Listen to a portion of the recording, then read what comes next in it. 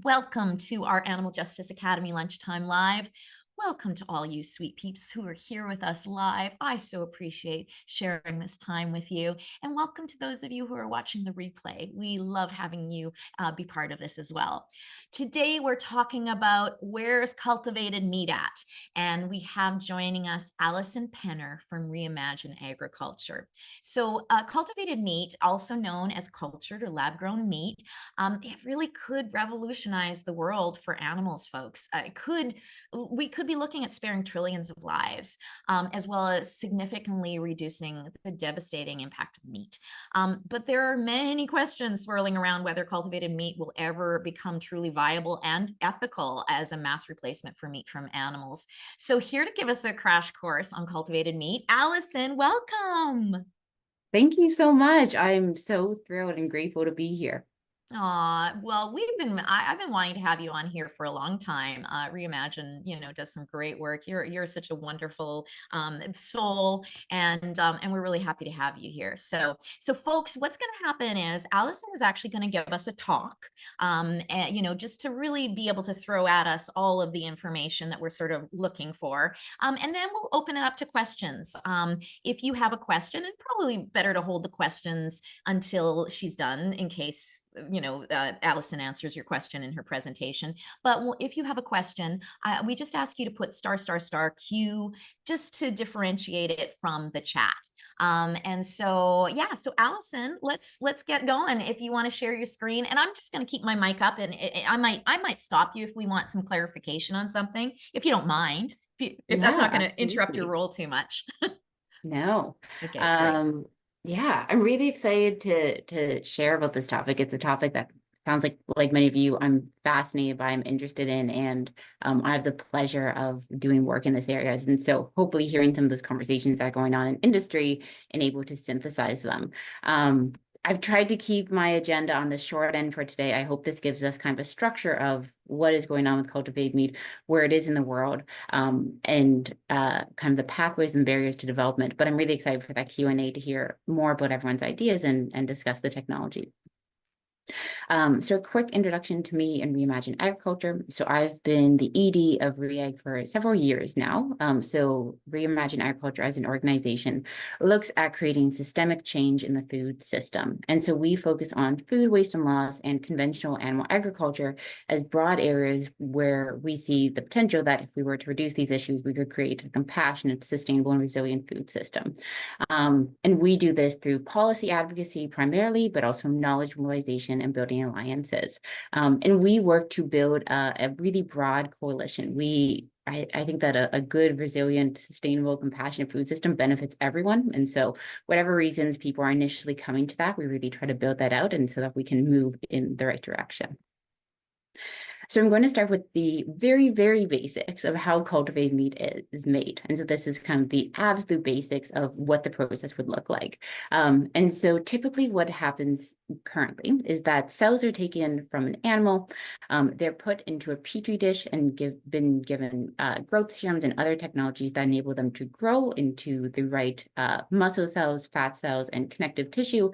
And from there, we create the final product that is cultivated meat. So to kind of really highlight this, cultivated meat is very different than the plant-based alternatives that you would see in store. And so if you were to take what I would think of as pure cultivated meat, and so cultivated meat made in a lab, it would be identical to the biological meat you would see in stores today. So it's getting the exact same end process, or end result. It's just a very different process. Plant-based meats and alternatives are probably the things that many of us are really familiar with. This is the Beyond Burger, the Impossible Burger. When you go to the grocery store, the veggie sausages, those would all fall into this category. And so they're products that are made from plants and are meant to kind of mimic the texture or taste of meat.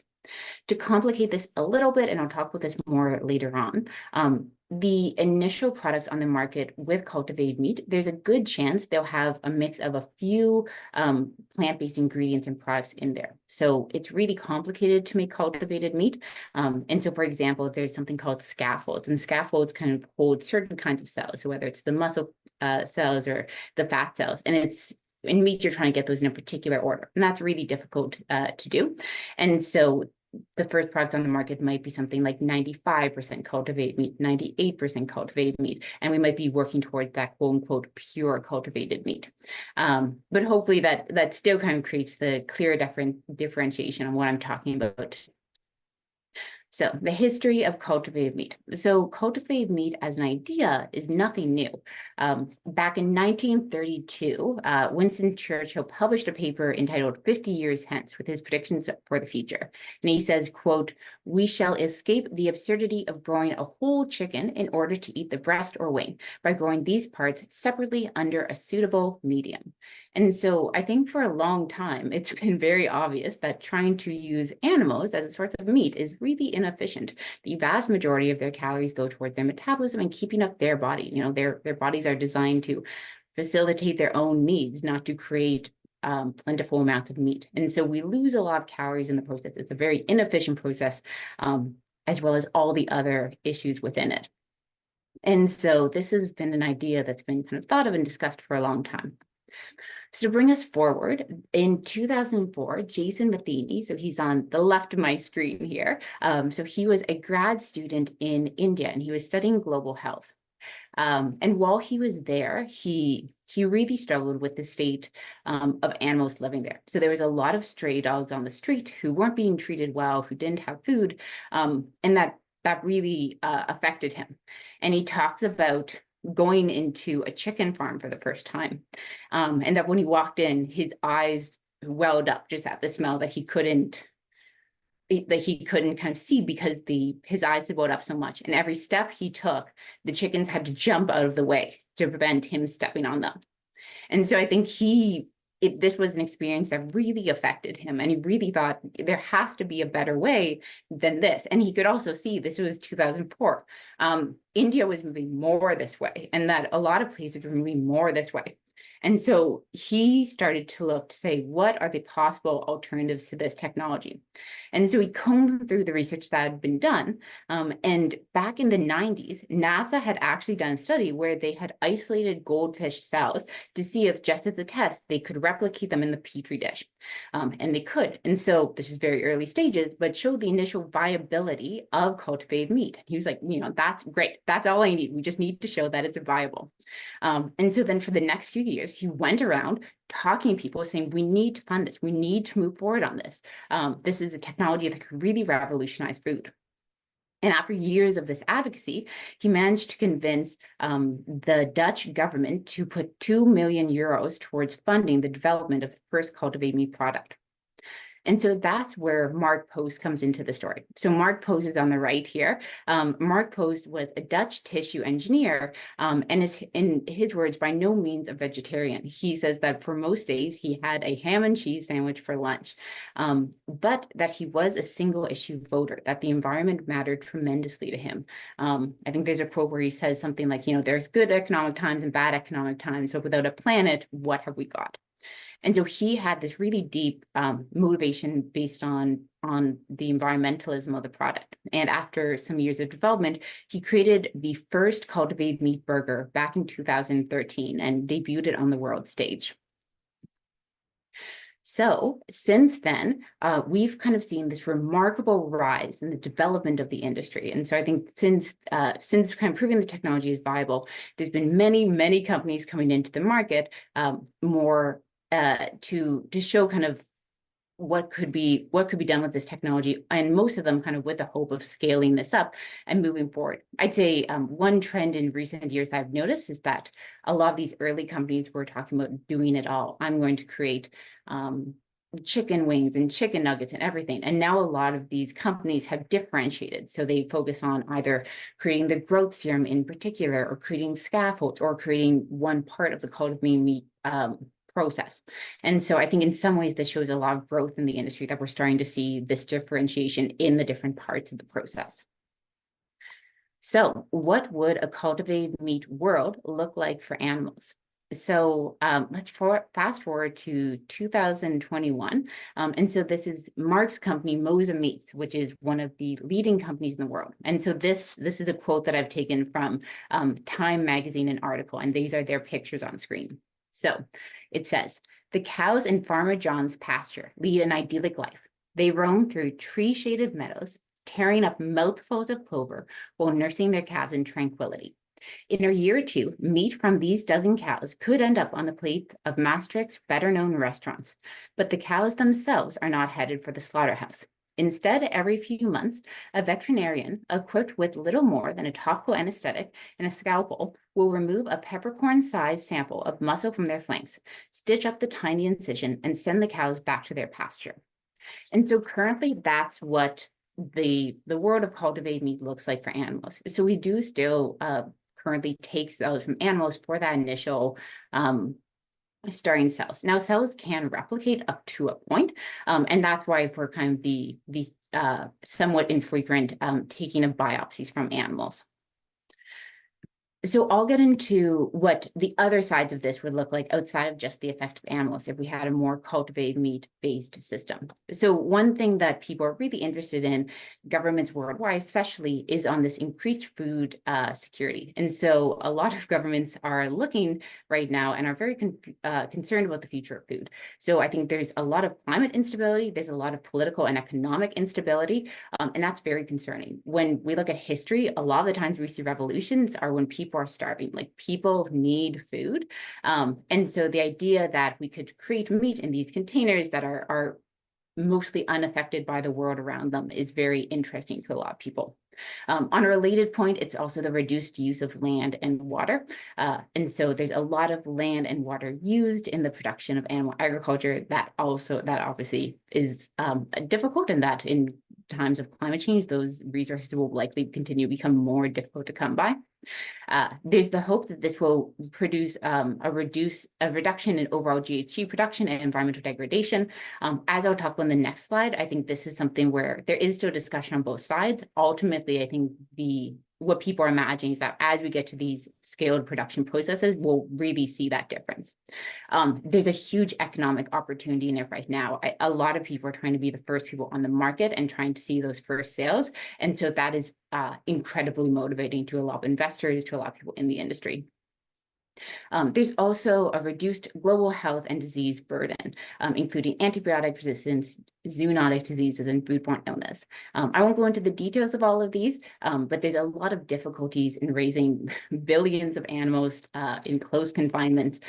It's continuing to increase our risk of pandemics, and I could see in future, as we have pandemics that are caused directly from conventional animal agriculture, there's going to be continued need to move away from that.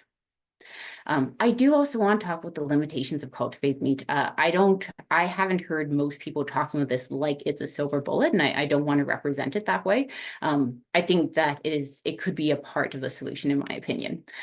So some of the challenge is that requires significant infrastructure development.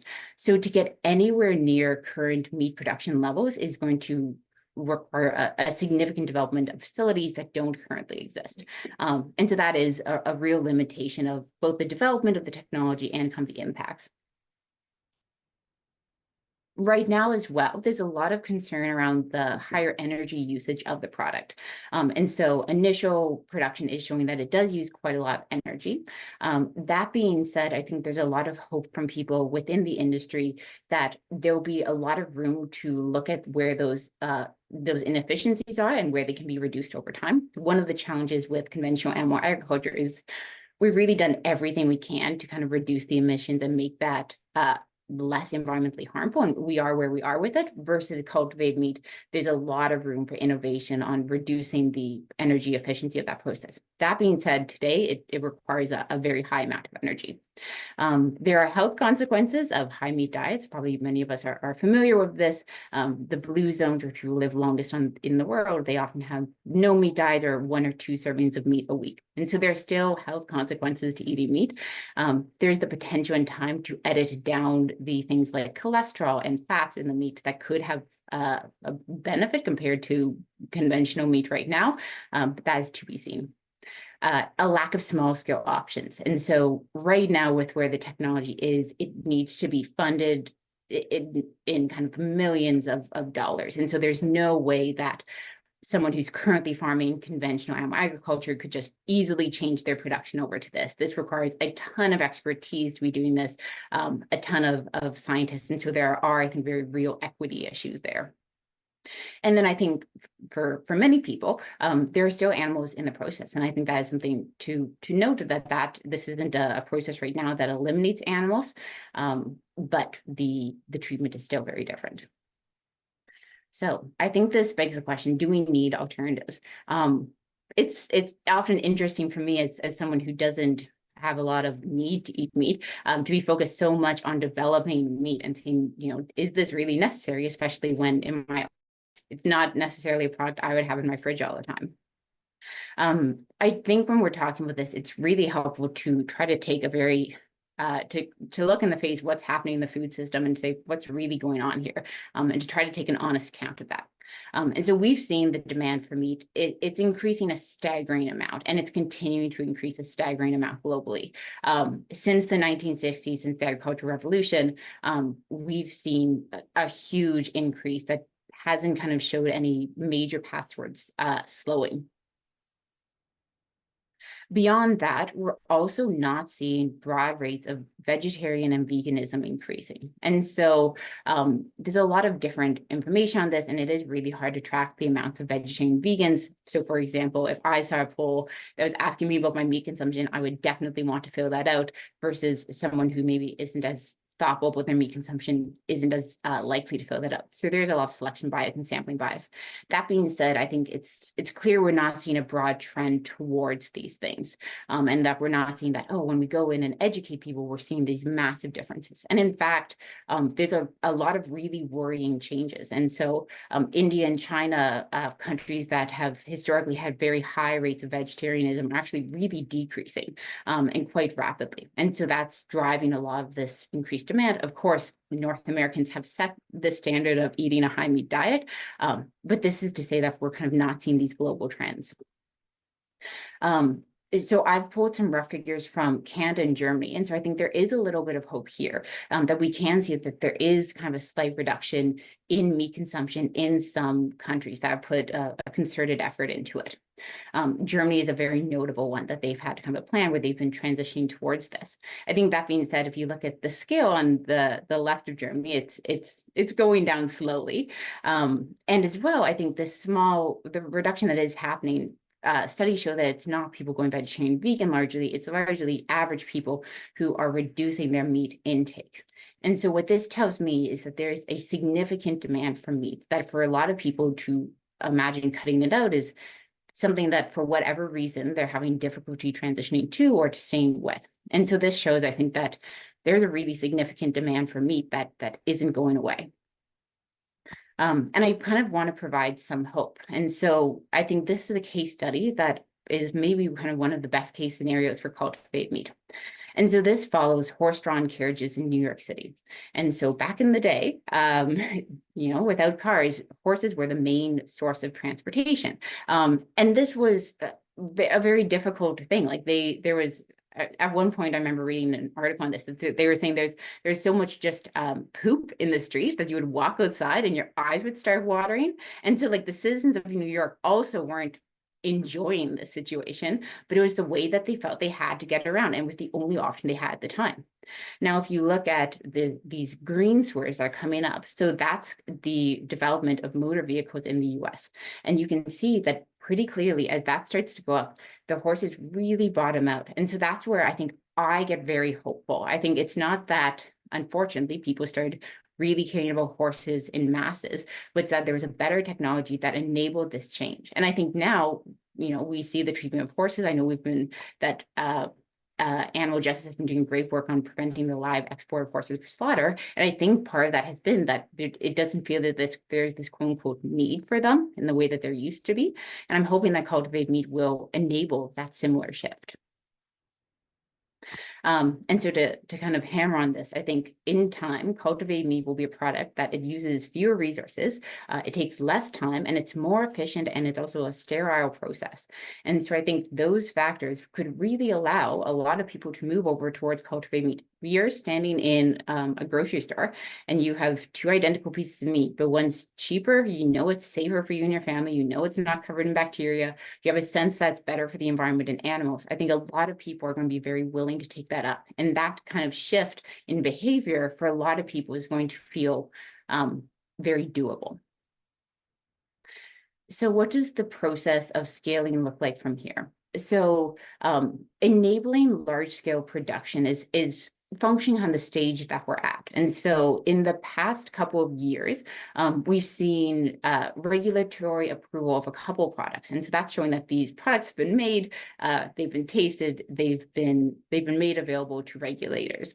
However, I think jumping from that to large scale production will be a challenge. And it's a challenge that is greater than in some other industries. So for example, if I make a phone and I want to make 1 million phones, that's actually a lot easier than doing this with cells, because cells can only replicate so many times. And so to scale up production is actually quite a difficult feat. And also you're looking at sterilizing like massive areas. And so these are not, these are very real challenges. I think they will be overcome in time, but I think there are kind of real challenges in that scaling.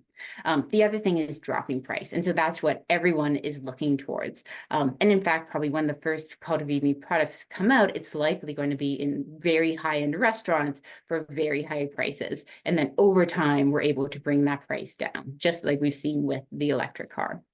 And then this third point, so moving towards quote unquote pure cultivated meat. So I was chatting about this a little bit at the beginning, where it's the first products on the market are probably going to be cultivated meat and actually a mix of other technologies. And this is where I think in some ways I'm quite hopeful, because I think a lot of people talk about it as like a will it, won't it? It's either it will happen or it won't happen. And I'm, I think this is an opinion and I could be wrong on this, but from what I've seen, I think it's much more of a question of like, how fast, how quickly, how cheap, how close, how fast are we going to get it to where we want it to be? How cheap is it going to be? How close is it going to be to quote unquote pure cultivated meat versus having a mix of these other technologies? And how fast can it be made available? And so I think that's really what we're looking at when we're looking at scaling it from here. I do want to point out, so in my opinion, I think that the technological challenges will be able to be overcome because of these things, that we can make it, even a 50% cultivated meat burger. I think the real challenges are policy and legislation. I think this is functionally a governance challenge.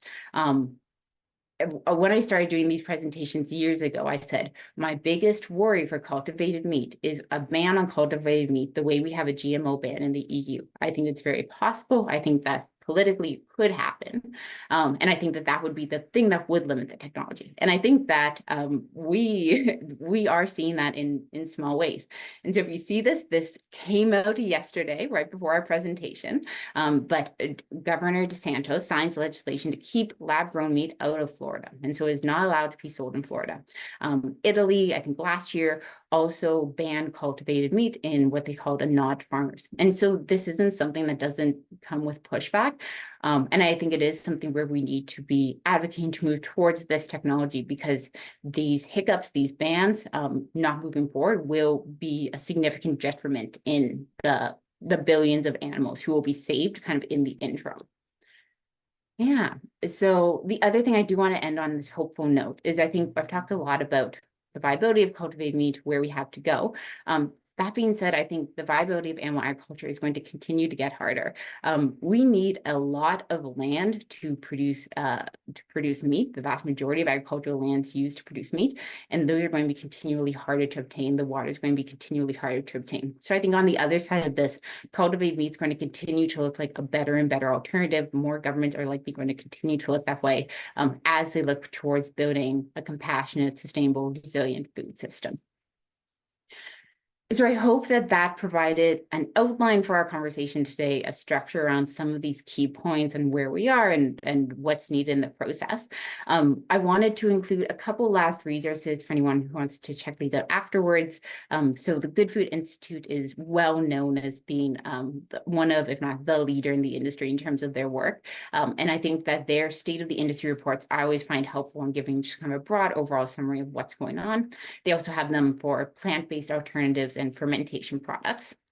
The Netherlands National Growth Plan. So for people who are particularly interested in like, what does growing look like? What needs to be done? The Netherlands has created a 5-point growth plan, and they've done it with the combination of a lot of different researchers who have been involved in this. And I think it really lays out where they point their focuses, what needs to happen. And I think that provides, in some ways, maybe a roadmap for countries like Canada on where we should be investing.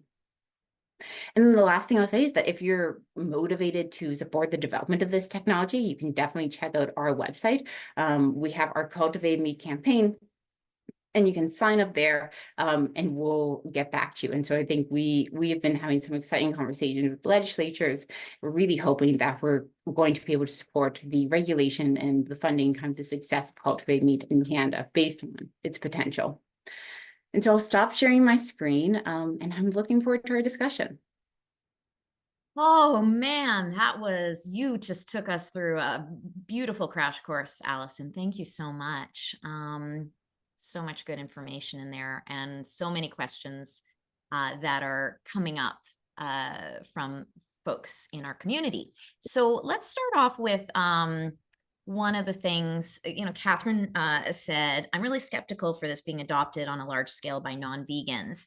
And Tenebrae said, what are they afraid of? So can you talk about some of the narratives that are coming up around? I mean, at first it was like, oh, Frankenstein stuff, the lab meat and everything. Is that still what's moving it? I mean, I'm suspecting it's huge animal agricultural industry lobbying that's pushing the lawmakers. However, I'm wondering what narratives the lawmakers are most leaning on to be able to fight this. Yeah, I appreciate the questions. Maybe I can kind of articulate the pushback I've seen, and then the things that are kind of moving beyond that. So I think the pushback I've seen, so I think there is still this Franken meat. I don't want to eat processed meat. I want to eat something out of the lab. And it's like, well, if you're eating cereal, like good luck to you. It's a very similar process. And like, if you're drinking beer, I think there's a lot of very similar comparisons to the ways we already use similar technologies or this exact technology. And so people who use insulin are using cultivated insulin that's been made in a lab. And so in many ways, our society is actually quite familiar with these products. That being said, I think there is definitely a camp of people who feel that way. I think the other big narrative that I've seen is this idea around protecting farmers, and kind of enabling this in their mind kind of traditional way of life. And so I think those are probably the two narratives that I've seen pushed back the most. I think and I mean, I could go into my response to them. I think that realistically, as this product comes to the market, there's going to be a top 25% who are really interested in adopting it. And so I don't think it's even about convincing that bottom 25%, because I think that over time, it will become more available, become cheaper, people will start eating it. And then, in subsequent generations, they're like, Grandma, you don't eat cultivated meat? Like, what's wrong with you? And so I think we're really going to see just over time, people get very used to the idea. I think on the farmer's point, so in Canada, I think in the 1960s, we had over 400,000, I think they're called farm operators. So technically a person who runs the farm. And I think it was 2016, we had less than 200,000. And so the number of farms in Canada by no means of us is radically decreasing. And that's because it's going towards these larger organizations that have contract farmers who do the farming. And so I think from my point, when people have brought that up to me, I'm saying, well, this this isn't going to be pushing farmers out anytime soon. And also, like, we're already seeing a significant decline in the number of farmers, regardless of what we're up to.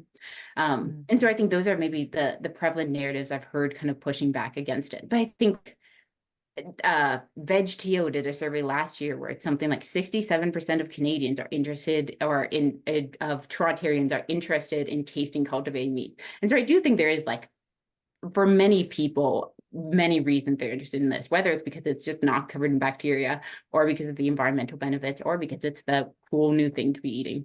And I just want to add a couple of anecdotal things. I was speaking to the director of the TV series Eating Plants the other night, great series. And she was talking about her 20-year-old son who was saying, like, it's becoming like taboo to eat meat. Like, people are kind of embarrassed in my crowd to eat meat. And they are like, would have no problem whatsoever eating cultivated meat. Like, there was just not. And then on the flip side, you've got my dad at 77 who grew up, in Manitoba, farm country, loves, like, meat is just such a staple of his diet. And I had him watch Liz Marshall's film. What's it called? I can't remember what it's called. Anyway, it's about upside foods when they first started. And he watched that and he said, I would eat that. I would eat that because he doesn't like what's happening. He sees what's happening with factory farms. He doesn't want to see animals suffering, even though he's, like I said, prairie guy. This has been a part of how he's eaten, but he's like, if there was a less cruel way to do this, I would do it. And so that to me went, whoa, okay, this really does have promise. So this Frankenmeat thing could, really become a thing of the past, especially when you start seeing these places where this is manufactured. It, like, sure, the beginning starts with the test tubes and the cells, but it's in a bioreactor and the whole place looks like a brewery. I mean, that's what it looks like. It just looks like a brewery. And we don't get grossed out by our beer, being made in a brewery. So anyway, there, just again, some anecdotal things that I've sort of picked up as I've seen more and more stuff. Yeah. So, Allison, another big question, not surprisingly, with our animal advocacy crew here, a lot of vegans, in the house, including me. And so the question is a couple of questions here. Christy is asking, could you please repeat the process for removing cells from the animals to grow the meat? Are the cells removed from the animal's muscle or fat? Is there a sense of pain involved? And how much meat can be grown from the cell extraction from one animal? And another question that somebody else had, how, like, do the animals need to be a certain age, things like that. And I don't know, like, this is getting into some pretty heavy duty stuff, so you may not have all the answers, but just thought I'd throw it to you. Yeah. And to this point, I think I'll try to provide a broad overview.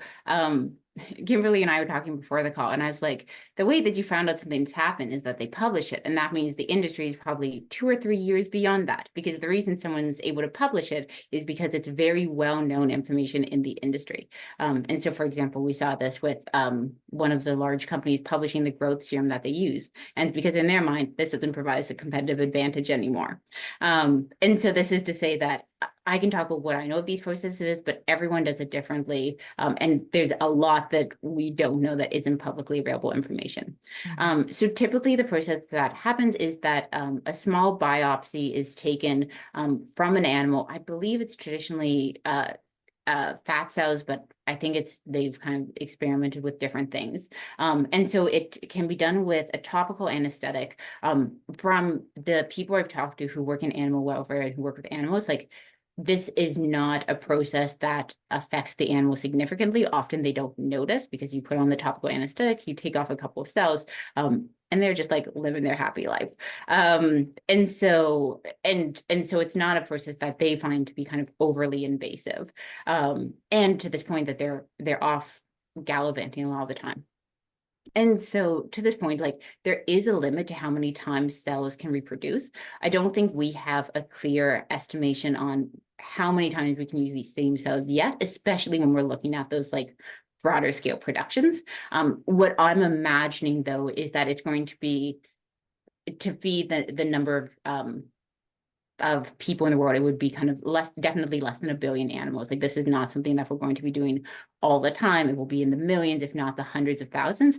And then there's a lot of people who have these very hopeful and I think somewhat founded ideas that in time we'll be able to extend the cells significantly. Maybe we won't even need to be taking new cells because we'll be able to develop a process that does this. And also, like, there is the potential for us to try to use cells to kind of create these other cells and have it be a forever process where we're not even taking cells from animals to begin with. And so that could be coming. Yeah, I have actually spoken to some people who work in the industry, some friends, and that is one of their big things. How do we get the animals out of the system altogether?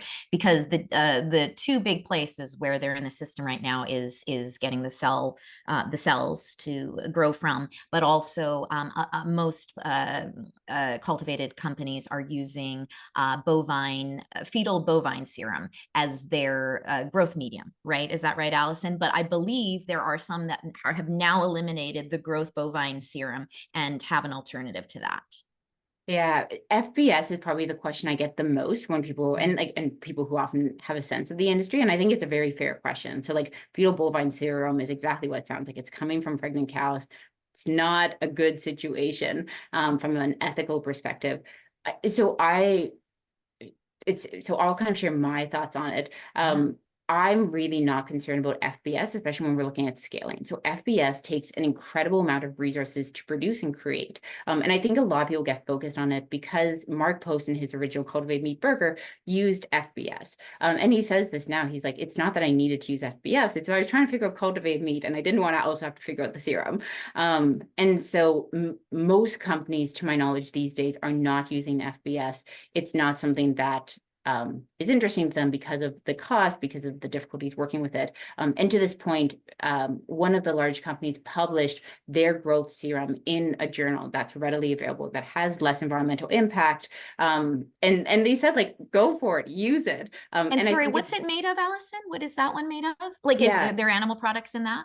So I don't believe there are animal products in Okay, it. amazing. And so it's a series of growth factors and amino acids and salts and enzymes Mhm. that together can kind of create this.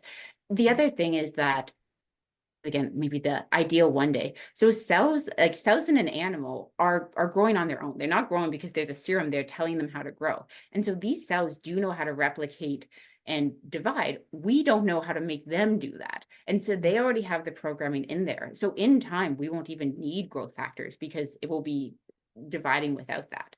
And so yeah, so I guess I'm also not concerned about in the way that it would just be too expensive for companies who are trying to scale using FBS. So there's also not going to be like an incentive to like try to do it that way. But yeah, but it's been something that's been discussed for a long time. Yeah, and I mean, I do think this is foremost on a lot of producers' minds as far as cultivated meat is how do we get the animal out altogether? And if that, so one of the other things in relation to this is, you know, you talked about sort of animals that are being used for their cells, you know, being in idyllic conditions and everything. And of course, that's what we would hope. But what assurances do we have of that? Does there seem to be a strong commitment in the industry of getting, you know, the animal products out of our process, or getting, you know, like of how we assure that these animals, these few, you know, animal, and we're talking about a handful of animals, you know, you know, to take spare the lives of millions and billions. So, you know, obviously we don't want any exploitation of animals, but how is there any sort of commitments as far as their welfare goes, and how that would look, and how that would be managed? Would it be managed publicly? Like, how would that, any talk about that, Allison? Yeah, and I appreciate the question, and I think to this point, like, the idea of animals being used for food, like, inherently places them in this kind of system space. We're using them for a product. This commodification of animals. Yeah. Exactly. Sorry, I'm just getting over a little bit of a cold. Yeah, take your time. But so what I've seen from industry is, so I'll say, like, in the industry themselves, there is a significant component of vegans who have gotten into this explicitly because they want to reduce animal suffering. So it's definitely not something that's like a side of the conversation or not talked about. Like, there's not been a convention or event that I've been at where animals haven't been mentioned in terms of their suffering or caring about them in general. So it Okay, is good. definitely a part of the conversation.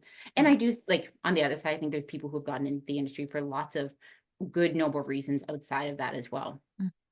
I think when we're thinking about this, I appreciate how you phrase that, because it really is, right now there's something like 10 billion animals who are slaughtered every year who are living in terrible, terrible conditions. And this would bring it down to the millions. And so I think that what that would look like is it would just be a totally different situation if in Canada, say, we only had 50,000 farmed animals that we were keeping an eye on, and that if we could just, check on those animals and have those animals who we're really focused on. I think it's a lot smaller of a problem to manage. The other thing is that, as I see, these cultivated meat companies, one of their biggest selling points is that a lot of people on a deep level are uncomfortable with the idea of slaughter of animals. So a lot of them are very aware that, like, whether the people are vegetarian or vegan or just general people don't like the idea of animals dying. And so they absolutely want to have these animals who are living kind of the most idyllic lives they can and really represent that as a selling point. Mhm. And so I think in time, as the industry develops and imagine kind of this full scale industry, I think the regulation around keeping those animals safe will be a lot easier to do than it currently is. And also, like, in slaughterhouses, I think there's a lot of pressures against animal welfare, and in raising animals, there's a lot of pressures against animal welfare, and that just wouldn't be the case here. You know, having a big enough pasture for your 15 cows is a pretty doable feat. And making sure that kind of between the times that the vets are visiting them, they're living their best cow lives is not a super difficult feat to manage. And so, yeah, so I think there is, you know, it still has animals in the industry. I think a lot of people, and I think very fairly, see the ideal food system is not having any animals in it. But I think this is absolutely a step, whether it's a step towards that path or a step towards much closer to that. I think that that's what it would be doing. Okay, thank you. And Liz Marshall's film is called Meet the Future. I thank you everybody that reminded me in the comments. Meet the Future, Liz Marshall, and somebody put a link to it. So I think it can also be screened online somewhere for free.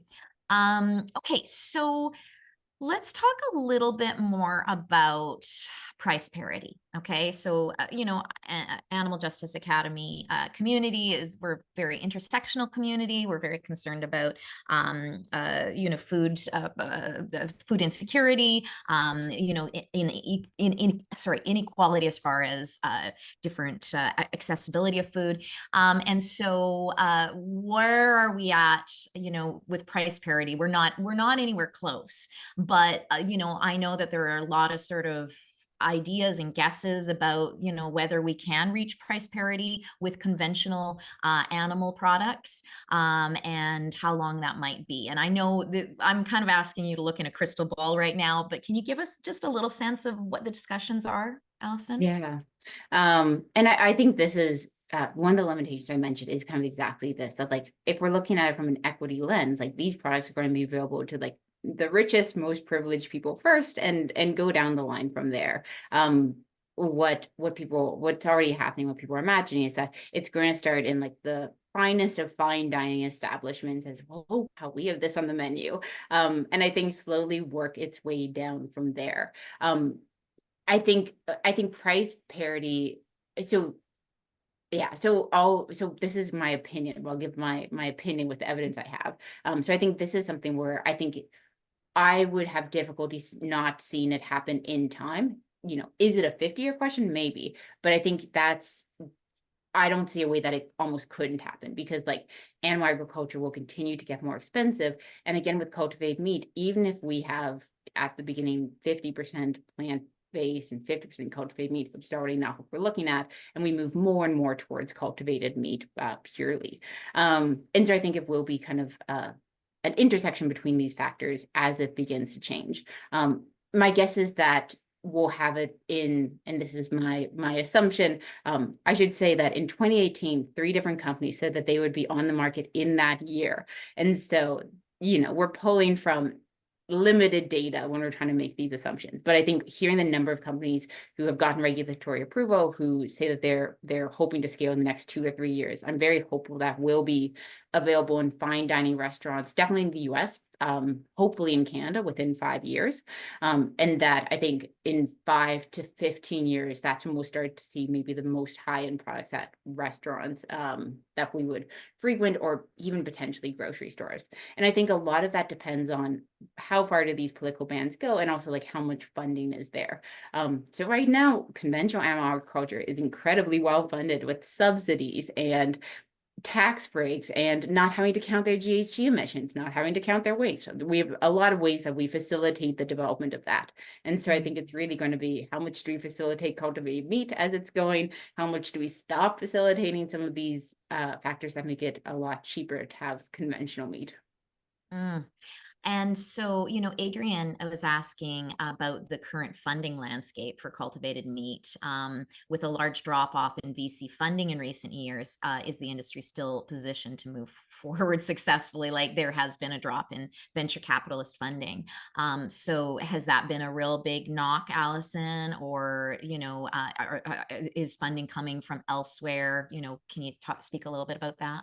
Yeah, so absolutely, the vast majority of funding is coming from venture capitalists. And in 2023, I think like most industries, we saw a knock. I'm not an economist, but I think that knock hearing people who have heard it say that, you know, other industries were affected a lot worse than cultivated meat was. And so that for them was an encouraging sign.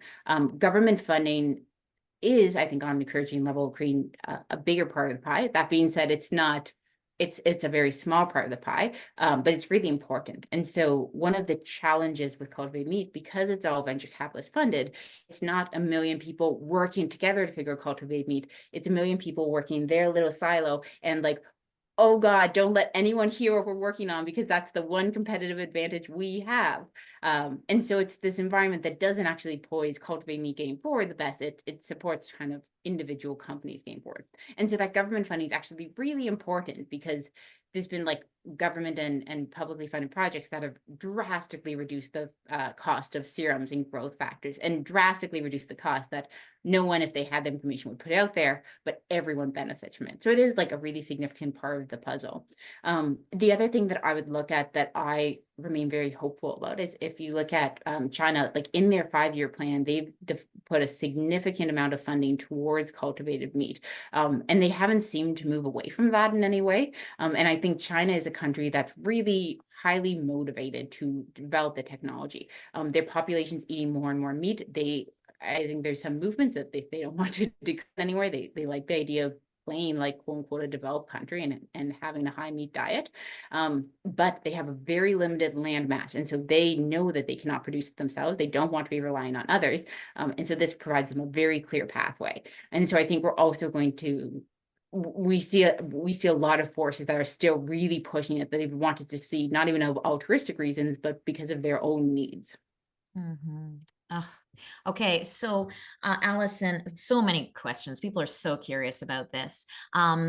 One thing, I thought would be interesting to talk about. People are asking about cultivated dairy. They're asking about cultivated pet food, and you've been talking about sort of the half and half thing. My friend Etan Fisher from Mission Barns, their group is creating cultivated pork fat. And the idea is the thing that sort of gives conventional meat that taste profile and the succulence that a lot of people want is the oil. And so their plan is to, and the thing is that the liquid, apparently this fat is much faster and easier to scale up. And so to be able to have a plant-based, sort of base, inserting this oil would actually give people what they're looking for. So there's a lot of that going on. Tell us a little bit about dairy. Now, is it the same thing with dairy because it's a liquid? It's a little easier to cultivate, or I have no idea. Yeah. And I appreciate the question specifically because I also often talk about cultivate meat, and to the people start to be like, oh, it must be the absence of other technology. Yeah. But absolutely not. I think this can be used to create kind of a variety of animal products. So what I've heard is that milk is actually much easier to create than cultivated meat. So like I was talking about, the difficulty, like one of the difficulties with cultivated meat is you're trying to get this very precise layering of fats and muscles and connective tissues that animals' bodies and cells know how to do very well. For us to replicate, we are really challenged to figure that out. Versus dairy, it's one consistent product. You're just creating that one product. And so I think a lot of people are hopeful that milk will actually scale first, become more available first, because in those ways it's a lot easier. And also, editing out lactose. A lot of people are lactose intolerant. There's a ton of potential with stuff like that. And so I think that's Yeah. a huge thing pushing it. Mm-hmm. Yeah, amazing. And let's talk about pet food. And actually, there's a lot of progress on cultivated meat as far as pet food goes. Can you tell us a little bit about that?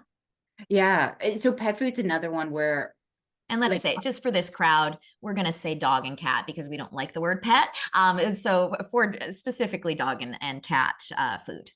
yeah. And I Yeah. feel that I've recently adopted Henry, and he's up here in the corner just staring at me as I present right now. Aw.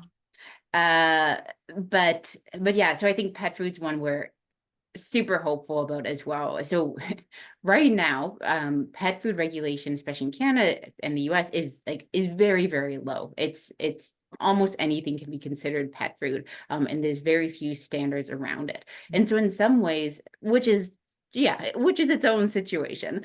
But in some ways for cultivated meat, it makes it a lot easier because you're just creating you don't have the same level of regulation as when you're feeding it to a human, which again we could talk about in its own part.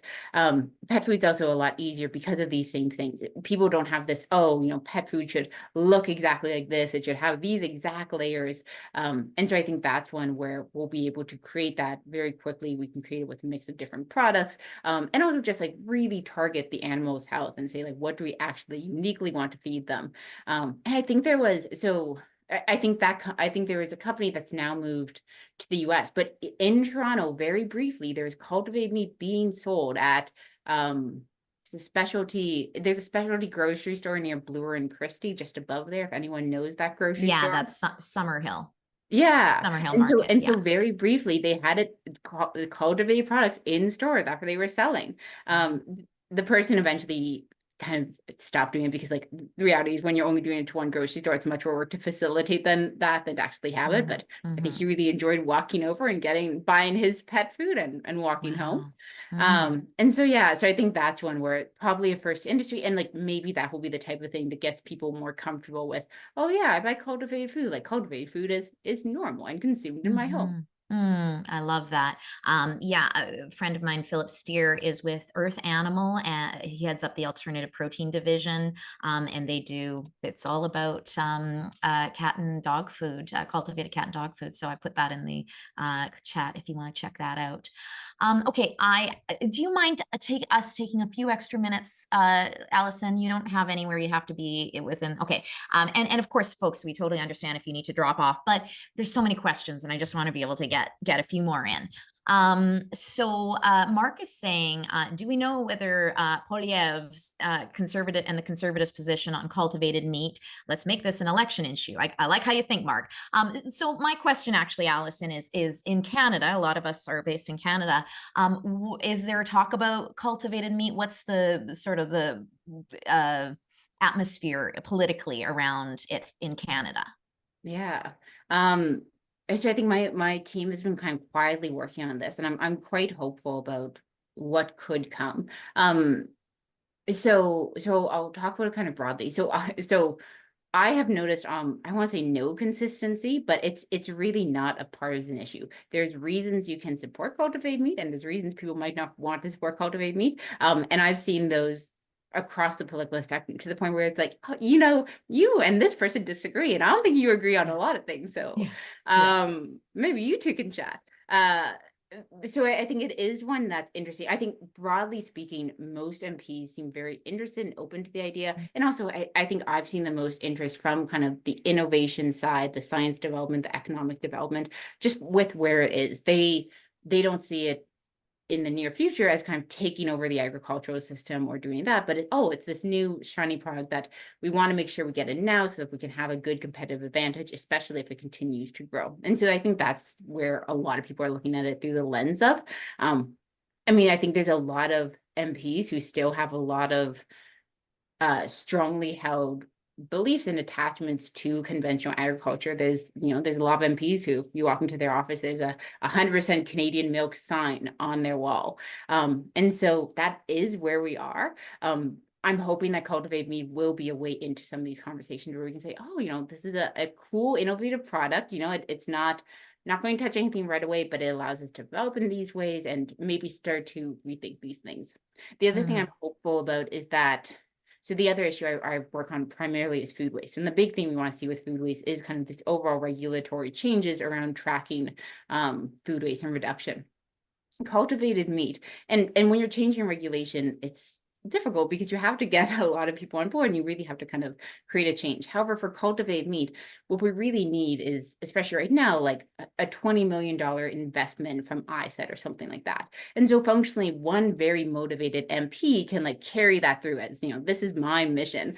And so I think that is also much more hopeful to me, that there's kind of just what it needs is functionally funding, and it takes a lot there can be dissenters to give kind of $20 million into the Canadian government functioning. Like 10 or $20 million is not a lot of money. And so for them to write that check isn't a big deal, but the impact on the industry is really large, and also shows people that Canada is a good place to work. I think the other thing is that talking to Canadian companies, almost all of them are looking at selling to the US. Canada doesn't have a huge population. We're really spread out.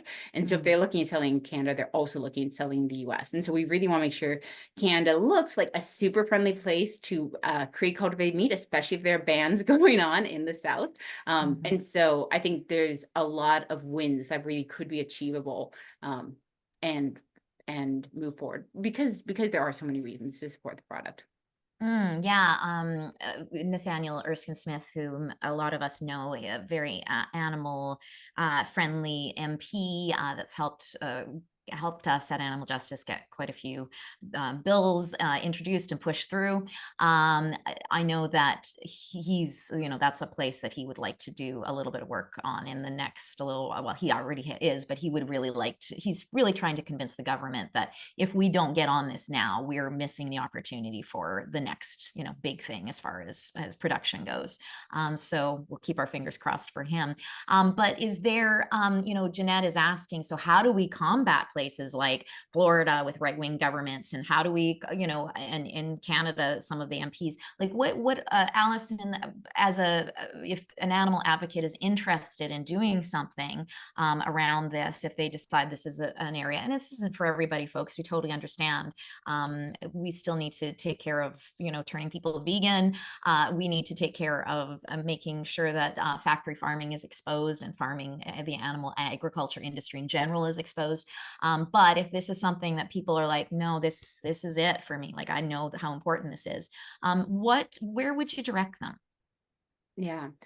So I would definitely direct them towards, well, so we have resources on our website, but even on your own accord, directing you towards your MPP and your MP. I think those are the people who are well placed to make this change. And you can, yeah, I think on the federal government level, there's a lot of very kind of clear levers to pull. And I think this is, to this point, like, ideally you meet with ARP, they're super psyched, they fight until we get $10 million and it all works out. But regardless, you're showing them, like, even if you write them a letter, just give them a call and say, hey, I'm really interested in this technology. It seems like it could be really good for our environment, our health, animals. And I'd really like to see it supported going forward. I think that will hopefully move people away from this Franken meat narrative and show people that, like, yes, Canadians are ready, they're interested in this, and that this is a topic. Like, this is, to this point, it's not yet an election issue. It's not something we're seeing discussed. And so any discussion and just kind of showing your support, or saying, I really want to see movement towards this. And also, I think try to look at who your MP and MPP is and figure out why would they care about cultivated meat. There's been a lot of people who I've had 30-minute conversations all about the innovation potential and the economic development potential. And maybe those aren't my personal top reasons why I'm interested in this product, but if it's the reason that's going to get them to be motivated to talk to their peers and say, hey, I think this could be a really good way to move forward, that's a win for everyone. I love that. Okay. And I still have a couple more questions. So this sounds like I'm wrapping, but I'm not quite. On your website, Reimagine Agriculture, would you have, I think with your campaign, which we've shared and we'll share again, Kirsten, in the chat, you sort of have the bases, like if they were wanting to make a call, and have some good talking points. Do you have that on your website? Yeah. So we're in the process of redoing our website, but if you go to, and you can also give me feedback, we've got the bare bones of our Cultivate Me page back up. I've made sure there is a sign up in time for this talk. So if you are interested in participating more fully, please sign up there. But you can download our policy brief. And so there should be a lot of points there that you can pull from to develop initial contacts. If you're stuck, email me, and me or someone from my team can help you out, especially if you're trying to prepare for a conversation or maybe speak about things that are outside of your personal expertise on cultivated meat. But yeah, there should be resources there. GFI, if you're looking for just general cultivated meat info, GFI is probably the world leader in creating info, creating well-developed resources and reports. So you can also look to them for kind of broad general information.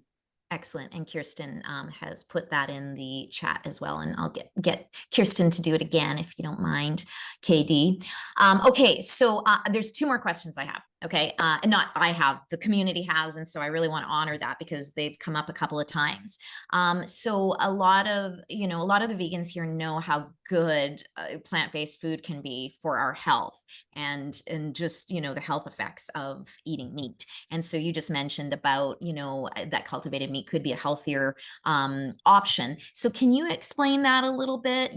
Does cultivated meat not have the same health benefits, or sorry, health disadvantages of conventional meat? Tell us a little bit about that. Sure. So I think there's probably broadly two lenses that we can look at this through. And so one that I'll briefly touch on is kind of this lens through foodborne illness, antibiotic resistance, zoonotic disease. And so, globally, conventional agriculture contributes to a lot of negative personal and global effects. So specifically on foodborne illness, because I think that's the one that will affect you directly, like most foodborne illness, like the spread of E. coli, that's all coming from animal products. And so that's kind of a very acute way that people are getting sick, having, thousands of hospitalizations every year based on something that is very preventable. And cultivated meat is by definition like sterile. It's made in a lab. It's very safe to eat, much safer than kind of the bacteria covered meat that you would have in store right now. One of the original sort of names that was hooked, that cultivated meat had for a few years was clean meat, which I actually thought was really good. I'm kind of a bit sad that they went away from that, but yeah, clean meat, right? Yeah, well, maybe you and I need to start the revolution on that, because I also think it's like clean energy, clean meat. It's very clear. Yeah. Okay, let's do it, Allison.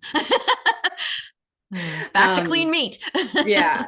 So clean meat. So on the nutrition side, I think the potential that we would see is that, and this is an imagined potential. Like, I think this is something that there's no technological reason that should stand in the way of this. But you could edit out the level of cholesterol and the level of fat and some of these really negative points that we know come with eating meat.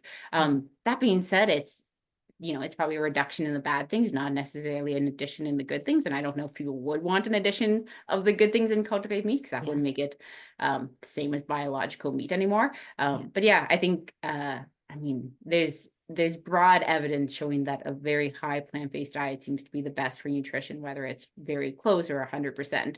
And so I think if people are still eating a high meat diet from this type of meat, they'll probably still not be getting many of the benefits that they would get from a plant-based diet. Got it. Okay, thank you for clarifying that.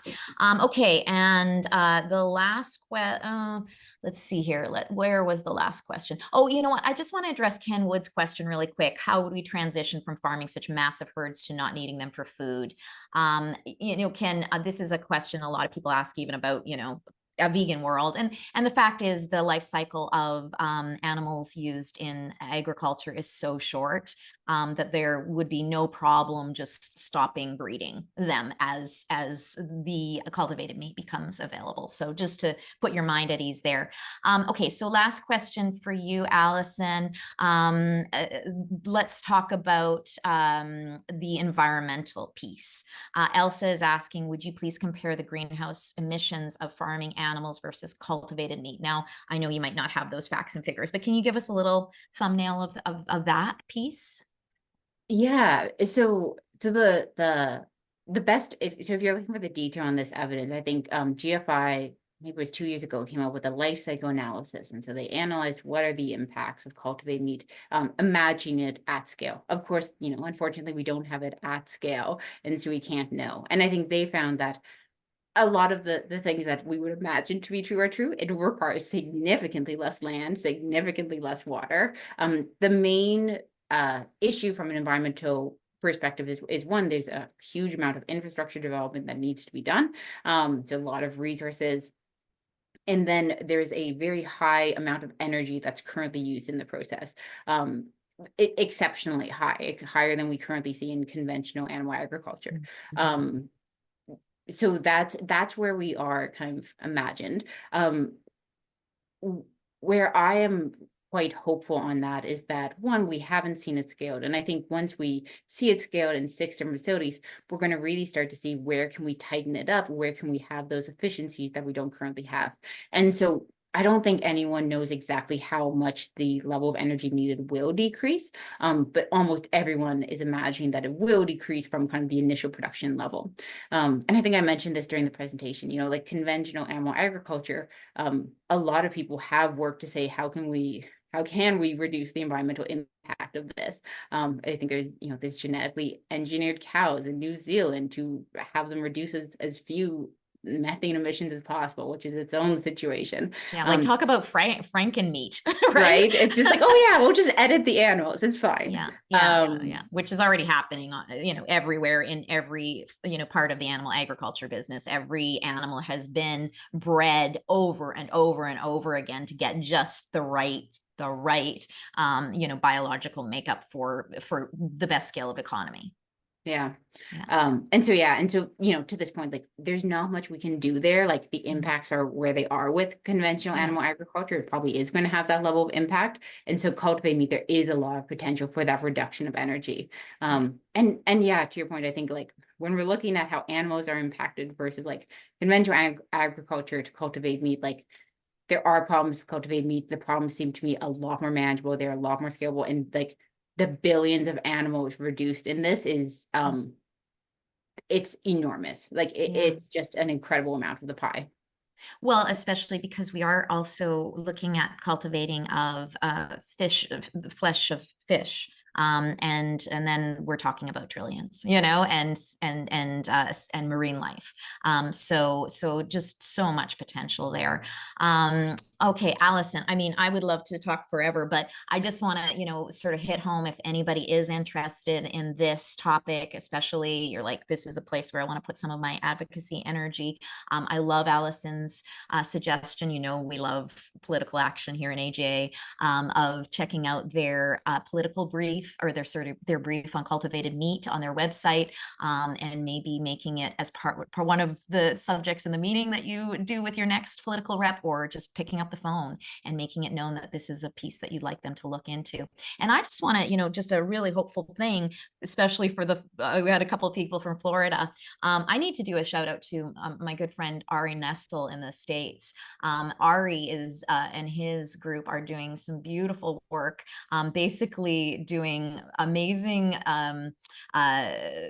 they're basically doing big donations to every Senate member there is in order to get meetings, in order to be able to convince them around the merits of cultivated meat. So they've been trying to get ahead of the curve for a little while. They're getting senators, and we're talking really conservative senators, to do tastings, to be involved in this. So to really make it, to help make it not a partisan sort of issue. So I think that's what we need to do here as well. We need to do it anywhere. We have people from Austria here, Denmark. Let's all try to see if we can do our part to make this a nonpartisan issue. Okay, so can we take us off spotlight, Kirsten? And I just want everybody to be able to, and Allison, put yourself back over to the gallery view so you can see folks. All these folks stayed for our extra 15 minutes. Can we just give a big thank you to Allison for being here today and for her work in this? Thank you so much, Allison. Thank you. And I appreciate, like you were saying at the beginning, Kimberly, I think all of us have a little piece in this. And so I'm so grateful to all of you for fighting your fight wherever you are in the world. Yeah, absolutely. And folks, as always, if you'd like to help support our Animal Justice Academy community and our programming, you can always donate. There's a little link that Kirsten just put into the chat. And if you're not already on our email list, get on it so that you know what's coming up next. We have a panel coming up next. I'm not going to tell you what it is yet, but it's a really exciting one that's going to be coming up soon. So make sure that you're there to get notice of that event. All right, everybody, thank you so much for joining us today. And however you do your activism, get out there with lots of heart and lots of power, and knowing that you're in community with a bunch of amazing people. We'll see you soon. Take care, everyone. Bye.